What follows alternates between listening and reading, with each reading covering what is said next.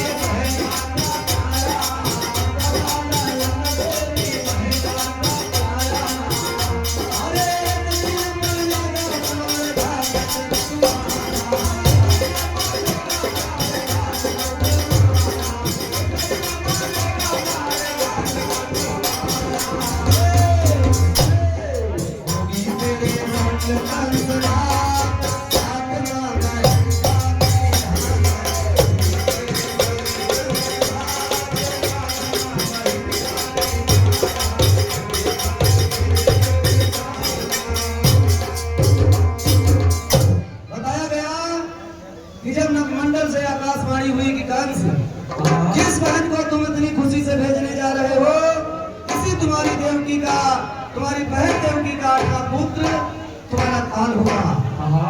जैसे ऐसी आकाशवाणी कंस ने सुना, तुरंत रथ को रोक करके और तलवार खींच लेता। अरे खींच लिया तलवार म्यान से पजिया रथ पे कर जेला,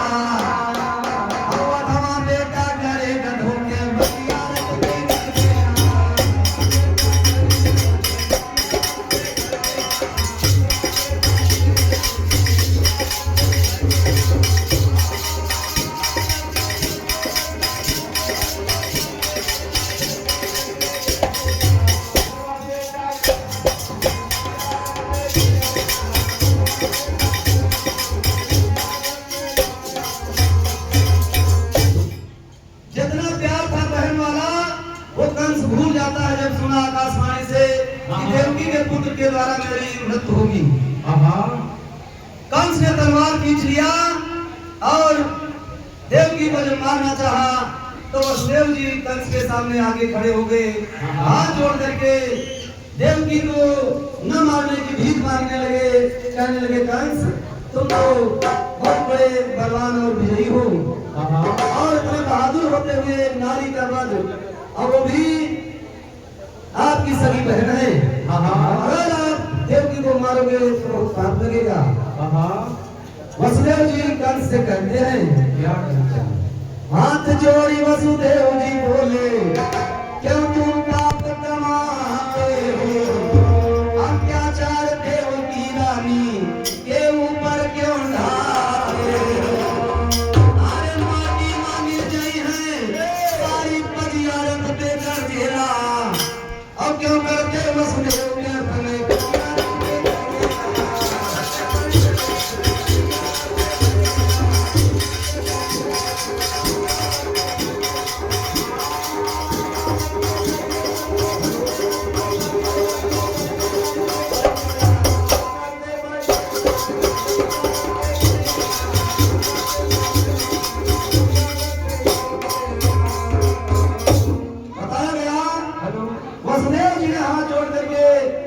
देवकी की हत्या न करो, इसलिए वसुदेव जी माफी मांगते हैं और कहते हैं कि कंस मैं तुमसे वादा करता हूँ कि अगर देवकी के पुत्रों से तुमको भय है, डर है, तो देवकी के जो भी पुत्र पैदा होंगे मैं तुम्हारे हवाले करूंगा।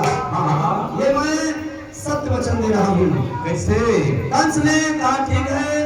तो कंस ने वसुदेव देवकी को जेल में कैद कर दिया और जेल में कैद करके कुछ समय जब बीतता है तो देवकी जा रही थी हंसी खुशी से अपने मायके से ससुराल, लेकिन रास्ते में ही भाई कसाई बन गया कंस और जेल में डाल दिया। देवकी ससुराल नहीं पहुंची तो देवकी रो रही है और अपने मन में कह रही है, कवि ने ताज का नमूना दिया है।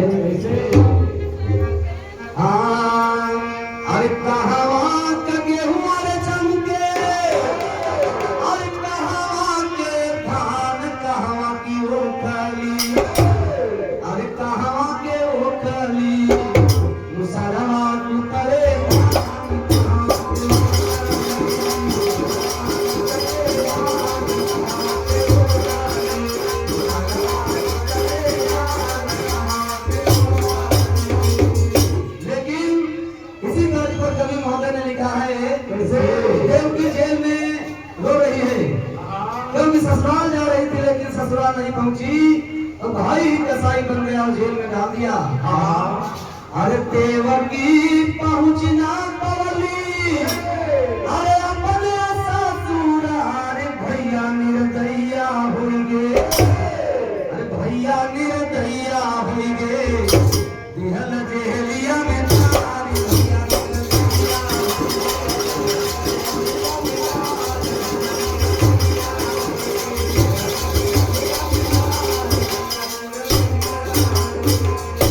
देवकी रो रही है।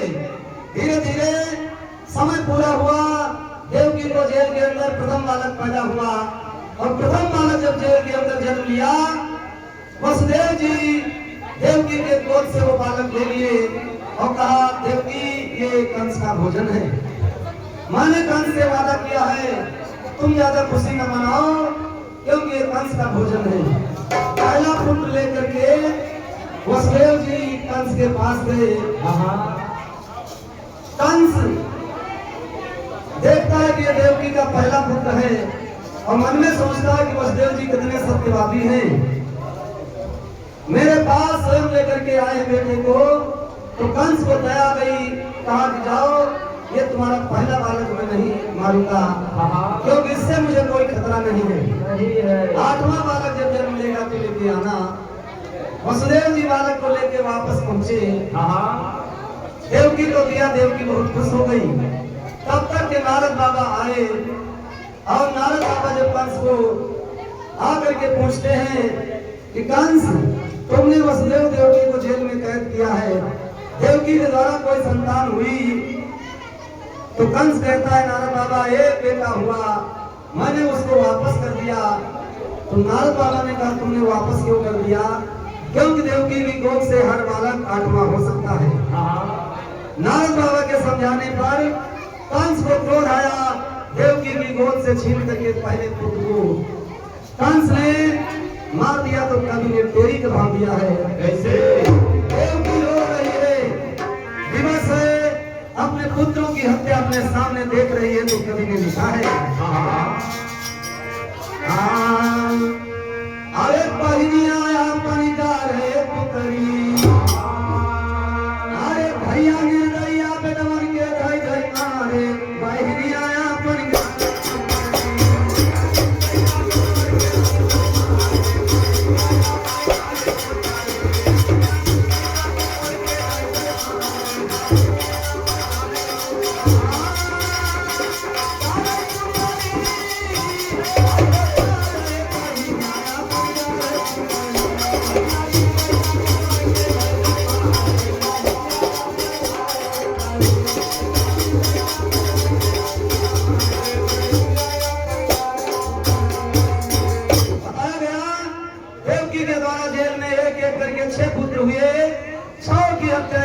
कर दिया।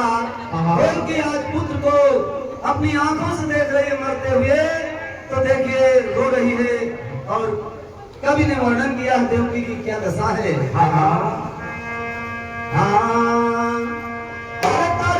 चांद बिना तारे, चंचल चकोर के मन तरसे,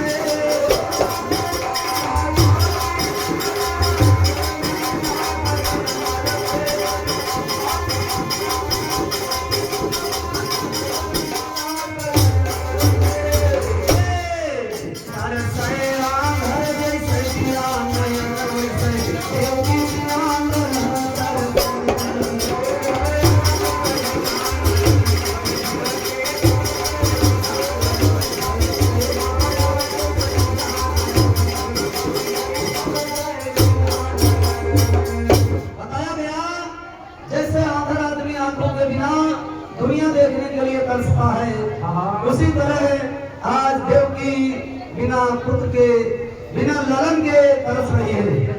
6 पुत्र हुए, 6 कंस ने मारे। 7वां गर्भ में हुआ, विष्णु भगवान की योग माया ने काम किया। 7वां गर्भ हुआ, विष्णु भगवान की माया ने 7वां गर्भ खींच करके रोहिणी के गर्भ में प्रवेश किया। शेषावतार संकर्षण यानी बलराम जी हुए रोहिणी के गर्भ से। 8वां जब गर्भ हुआ देवकी को, तो देवकी इधर उधर देख रही है। कवि ने उड़ान में भाव दिया है कैसे, तो 7 पुत्र देवकी बहन के माता कंस गिर गई। आए देवकी के 8वें बालक की और निशाचर जो ही हो। अरे बहिनी आया अपन क्या रहे, अरे मथुरा जेल में देवकी चारों ओर निशा।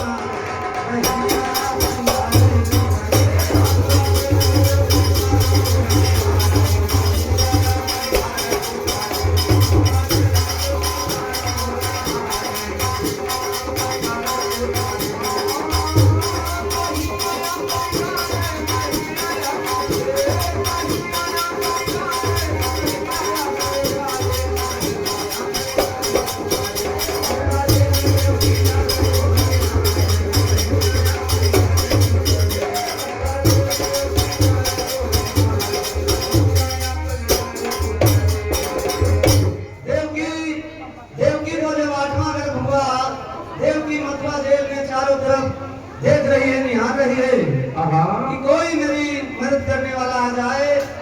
तो वसुदेव जी कहते हैं देवकी से, क्योंकि कंस ने हाथों में हथकड़ियां, पांव में बेड़ियां डाल दी है।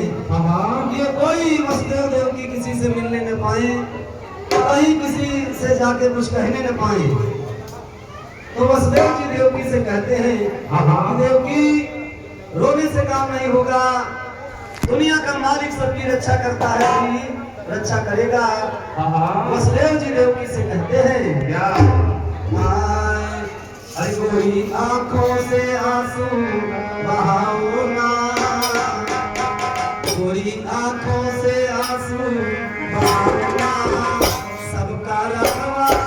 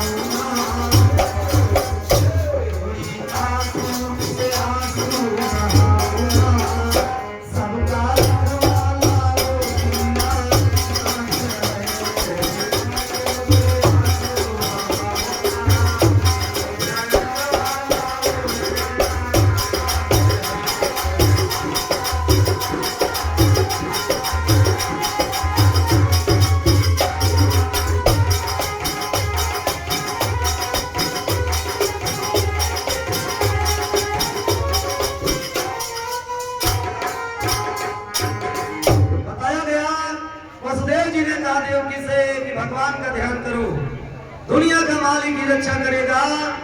तब तक कंस ने जेल के फाटक को बंद करवा के ताला डलवा दिया, पहरेदार लगा दिया कि कोई किसी से मिलने न पाए, वसुदेव देवकी कहीं जाने न पाए। लेकिन जब 8वें गर्भ में देवकी के द्वारा जेल के अंदर पुत्र जन्म लेता है, तो कवि ने लिखा है जेल के अंदर 8वां पुत्र जब जन्म लिया, तो देवकी बड़े खुशी से बेटे को अपने खिला रही है।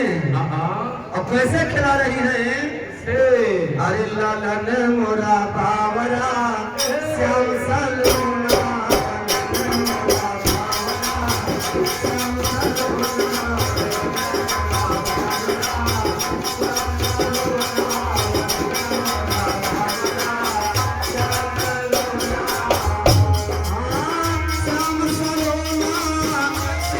सलोना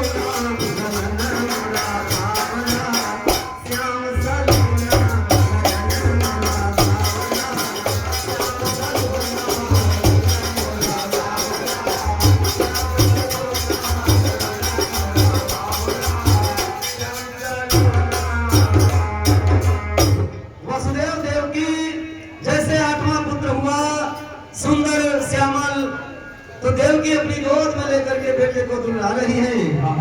अरे दोनों नयनवा से आरती उतारे,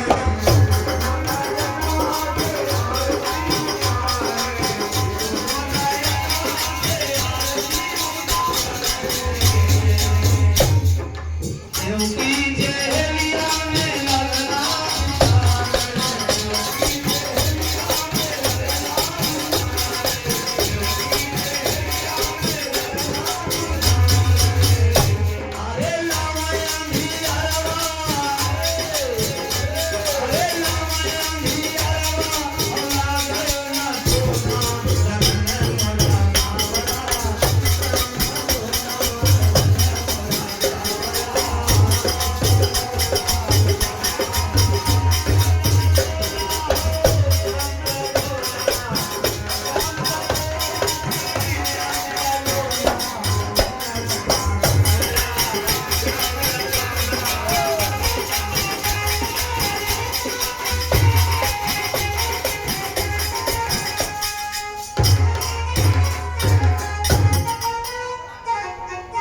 बताया गया लगा रही है बेटे को और दोनों नयनों से आरती उतार रहे हैं, दोनों अपनी आंखों से आरती उतार रही हैं। लेकिन खिलाते दुलाते जब कंस की याद आती है, देवकी रोने लगी कि 6 पुत्रों की हत्या मेरे कंस ने किया है और 7वां भी कंस सोच रहा कि पुत्र मारा गया क्योंकि उसको खींच करके रोहिणी के गर्भ में प्रवेश किया विष्णु भगवान की माया भी। तो देवकी रो रही है कि कहीं 8वां पुत्र भी कंस मेरा पुत्र 8वां कंस मार न दे। तो भैया कंसा की याद जब आवे,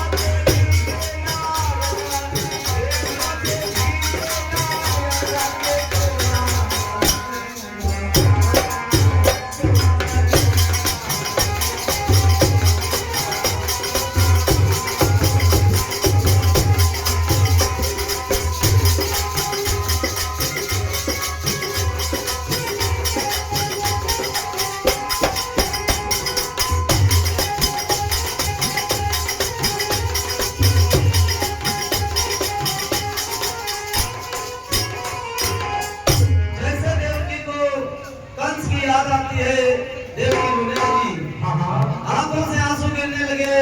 तो देवकी वसुदेव जी से कहती है स्वामी ये मेरा बेटा बहुत ही सुंदर और बड़ा दुलारा है, इसको आप तुरंत गोकुल को पहुंचा दो बहन यशोदा के यहाँ, नहीं तो कंस जान पाएगा तो इस बेटे को भी मेरे कंस मार देगा।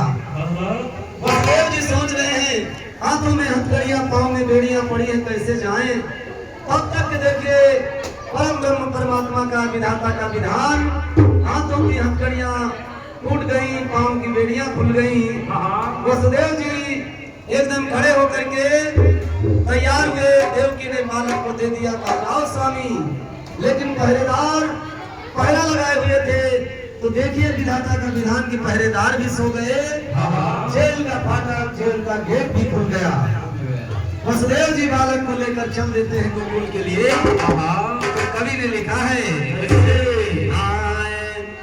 अरे सोई गे सिपहिया, अरे सोई गे सिपहिया, पहाड़ा सोई गे सिपहिया।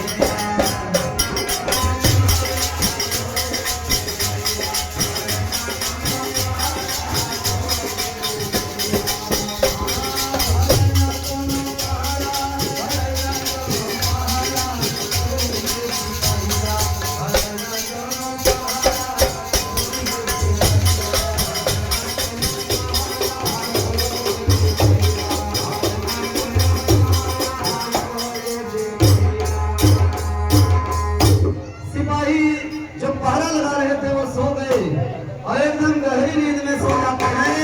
वसुदेव जी बालक को लेकर चल देते हैं, कोई नहीं जान पाया। और आधी रात का समय है, भादव का महीना, अष्टमी तिथि, रोहिणी नक्षत्र है। काली घटाएं घेरे हुए बादल बरस रहा है। तो कवि ने वर्णन किया है बिजुरियाना में गारा जय बड़ैया।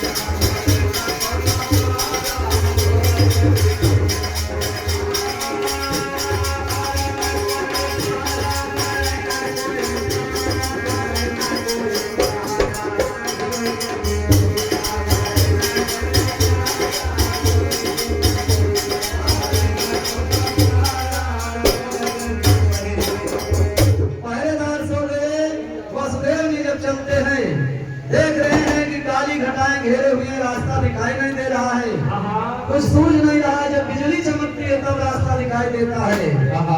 और धीरे धीरे जा रहे हैं तो कवि ने लिखा है कैसे आरे सूते वाले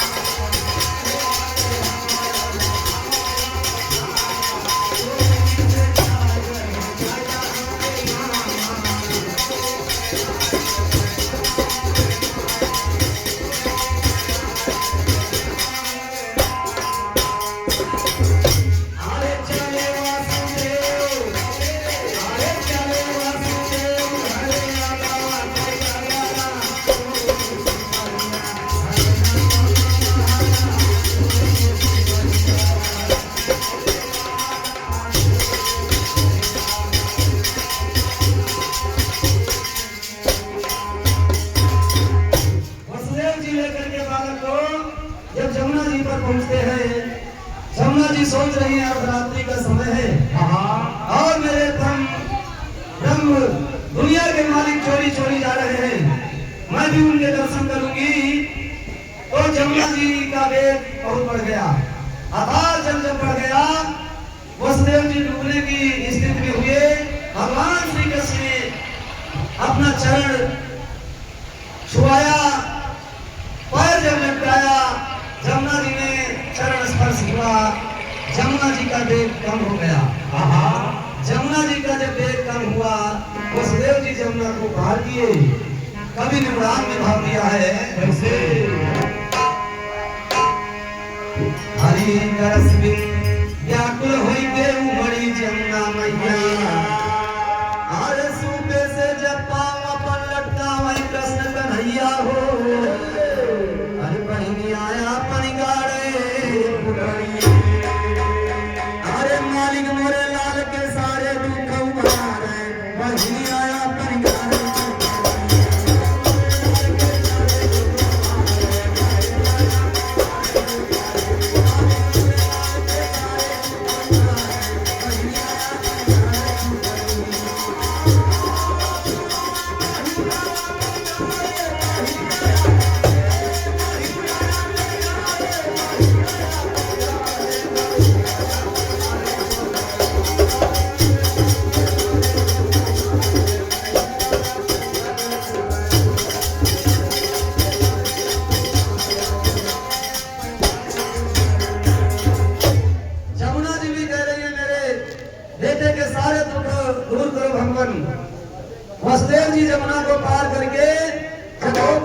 पहुंचते हैं तो गोकुल में अर्धरात्रि का समय था। यशोदा जी भी कन्या को जन्म देके योग माया को प्रसव पीड़ा में बेहोश हैं। वसुदेव जी अर्धरात्रि में गए चुपके से, कन्या जो थी वहां जन्म ली चुकी थी उसको उठा लिए और बालक को यशोदा के पास लेटा दिए। बाबानंद यशोदा नहीं जान पाए, वसुदेव जी लेके बालक को लेटा करके कन्या को लेकर चले आए मथुरा को। कवि ने लिखा है अंतिम में कैसे, अरे मिटिगा कलेश, अरे मिटिगा कलेश, और पहुंच के गोकुल नगरी मिटिगा कलेश।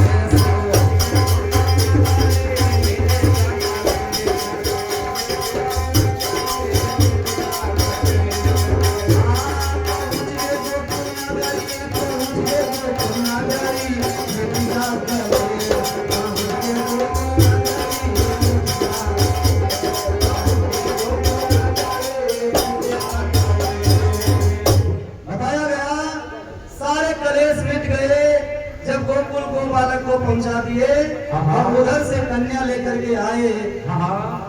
और जब कन्या मथुरा में लेकर के आए, देवकी को दिया वसुदेव जी ने, रोने लगी वो कन्या। कंस को खबर मिली, पहरेदारों ने जाके खबर दिया कि जन्म हो चुका। कंस आया, देखा पुत्र नहीं पुत्री हुई है। कंस ने मारना चाहा, आकाशवाणी करते हुए नवमंडल में वो कन्या उड़ गई। देवी रूप में जो विंध्याचल में विंध्यवासिनी नाम से जानी गई, और कंस को संबोधित करते हुए कि रे मूर्ख, तुझे मारने वाला मथुरा से जन्म लेके गोकुल पहुंच गया, तू अब बिना मृत्यु के बचेगा नहीं। यही आकाशवाणी करके कन्या चली गई। तो देखिए बाबा नंद के यहाँ जब भोर हुआ, बालक को बाबा नंद यशोदा खिला रहे हैं। कवि ने कजरी के भाव में कहा है कैसे, अरे जन्म में कृष्ण कन्हैया, गोकुल बजाए बधैया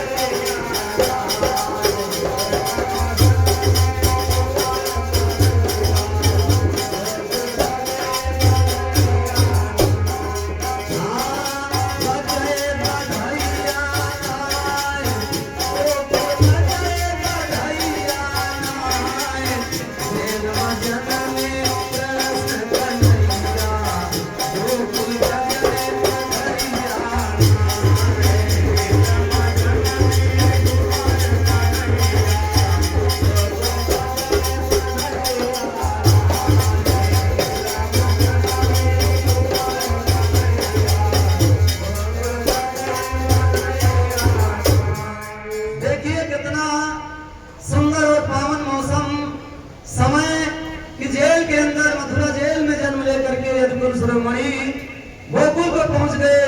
जन्म हुआ मथुरा में, बधाई बज रही है गोकुल में। हर्षित भइले की महतारी, सोती भइले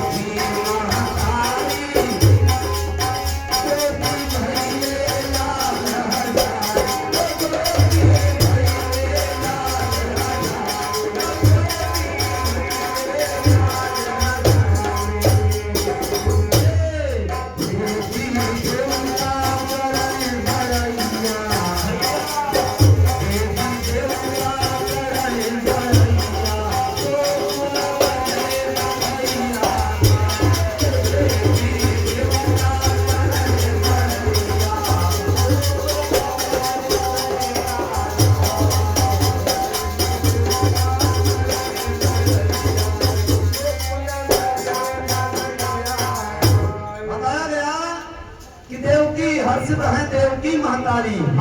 देवकी खुश हो गई कि मेरा बेटा काल के दाग से बच गया, और जब गोकुल पहुंच गया कंस कुछ नहीं बिगाड़ पाएगा। देवी देवता बड़ाई कर रहे हैं नवमंडल से, पुष्पों की वर्षा कर रहे हैं बाबा नंद के यहाँ। नंदोत्सव मनाया जा रहा है। अगले अंतरे में कवि ने लिखा है, देवकी को जब याद आती है तो भैया कंस की याद जब आवे,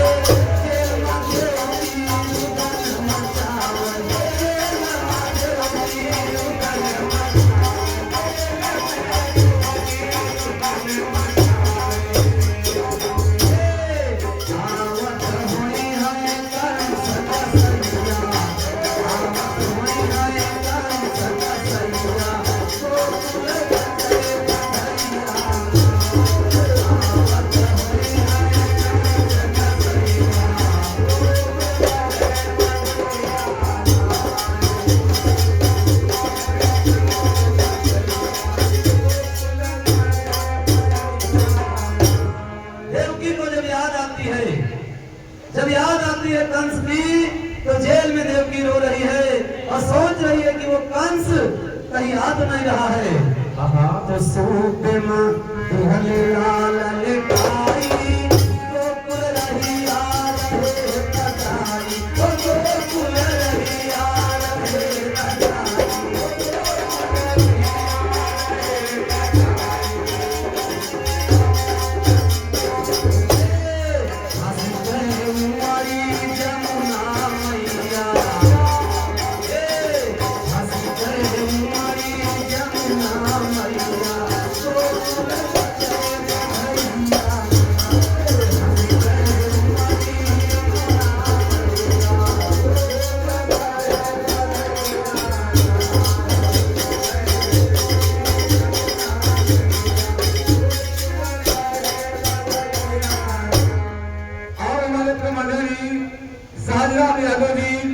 निवासी है, पुनः 500 रुपए का दान मुरलिया लेकर कल्याण बड़े भक्त भगवान की। अरे हंसी करे हमारी जमुना मैया,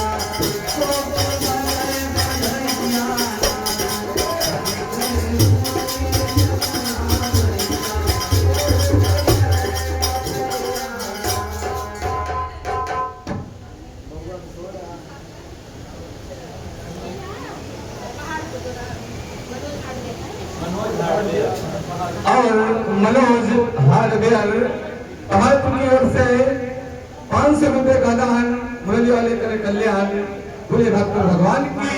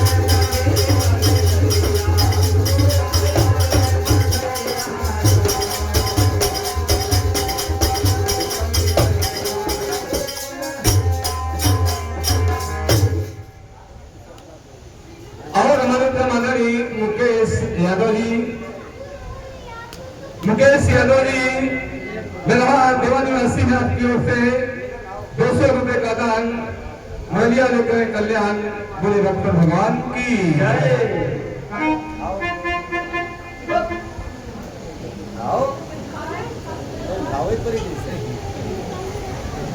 आधा घंटा हो गया, मार लो बस।